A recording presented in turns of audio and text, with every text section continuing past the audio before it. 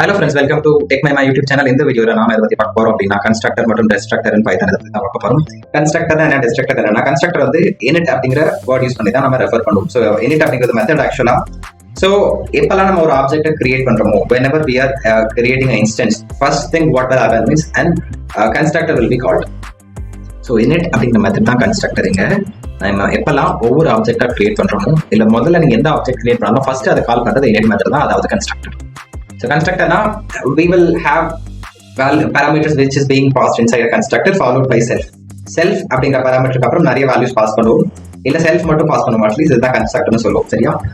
பாருங்க. ஆப்ஜெக்ட் வந்து என்னோட ஆப்ஜெக்ட் நேம், CONS வந்து என்னோட class name. So I'm just instantiating this. Okay? I am not calling any method or any variable or nothing here. The moment when I instantiate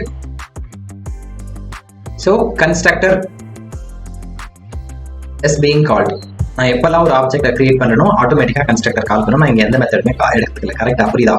நான் CONS தான் கொடுத்திருக்கேன். டைரக்ட்டா init method குள்ள என்ன இருக்கோ அது பிரிண்ட் ஆகி அவுட்புட் வந்துருச்சு. புரியுதா? So this is what called as constructor. இதுல ரெண்டு டைப் இருக்கு. ஒன்னு வந்து டிஃபால்ட், இன்னொன்னு வந்து parameterized. டிஃபால்ட்னா இங்க வந்து நம்ம எந்த வேல்யூஸ்மே கொடுக்க மாட்டோம். just a class name and init method self. This is what default constructor. Parameterized னா இங்க parameters values கொடுப்போம். So self xyz wh கொடுத்திருக்கோம். இது வந்து parameterized constructor. So இதுதான் ரெண்டு டைப்ஸ் ஆஃப் constructor. சரியா? அடுத்து நம்ம பார்க்க போறது destructor. So constructor ஓட ஆப்போசிட் தான் destructor. plus minus இருக்கும். அது மாதிரி இது minus. So நம்ம default a class will have a constructor as well as destructor. எல்லா கிளாஸ்லயும் ஒரு constructor ஒரு destructor. இது default. ஞாபகம் வச்சுக்கோங்க.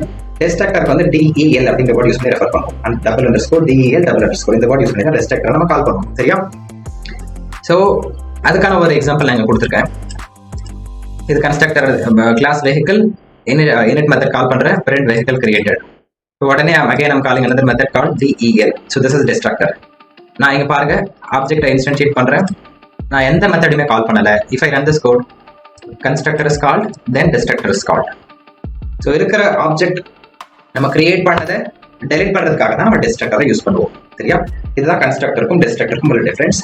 So வீடியோ கீழ கமெண்ட்ல சொல்லுங்க. உங்களுக்கு ஏதாவது டவுட் இருந்தாலும் கமெண்ட்ல சொல்லுங்க. நம்ம நெக்ஸ்ட் வீடியோல மீட் பண்ணுவோம். சேனலை மறக்காம சப்ஸ்கிரைப் பண்ணிக்கோங்க. Thank you. Bye bye.